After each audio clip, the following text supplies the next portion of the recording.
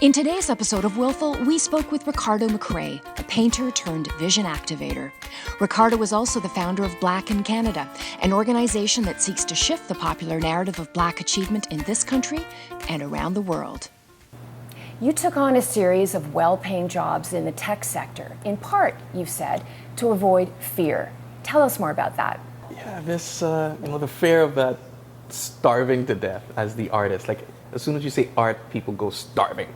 Yeah. Like for some reason, being broke and not having money and just hard times go together with art. And I don't understand. I understand why they say that, but I don't know that it's actually not true. Yeah.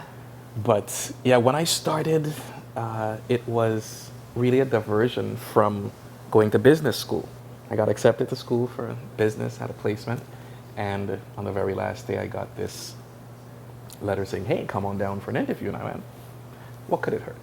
From the From business OCAD. school? From OCAD. From OCAD. Okay. And I said, let's go. So I wrapped everything up in a cardboard box and I went down to OCAD and everyone had shiny black portfolios and they were neatly pressed. And I went, okay, this is going to be interesting.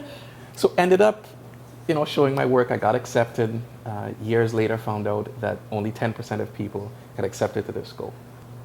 And leaving that gnawing voice in your head of don't starve, like you can't make money at this, you can't do that. I was like, Well, who told you that? that's from my dad. You can't be like, he is very practical, analytical. He's Mr. What did he study? Chemistry. Yeah. He is, you can't add it up, and he's not into emotional intelligence, so that's not going to be part of it. But so he's very, very practical in that sense. So that influenced his advice to me, Right. which went against sort of my grain and being of like, yeah, but what about the feelings? What about the arts? Can't you? Yeah. And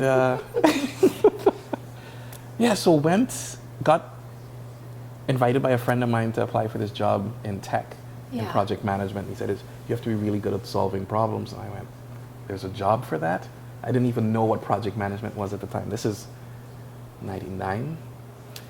We knew each other from school. We had bumped into each other because I would set up my computer, my 486 computer. And we just talked a few times when I went in and we remained friends. And Yeah.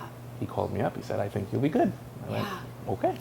So I gave it a shot, went in for the interview, got the job, and then went on to launch some of the largest projects in the company for millions of dollars, connecting Brussels, New York, Vancouver, and Toronto in a launch of, what today we would call Skype. Give us an example of working in the tech sector where, again, your artistic background and your ability to be a graphic visualizer on the whiteboard helped the company solve a problem.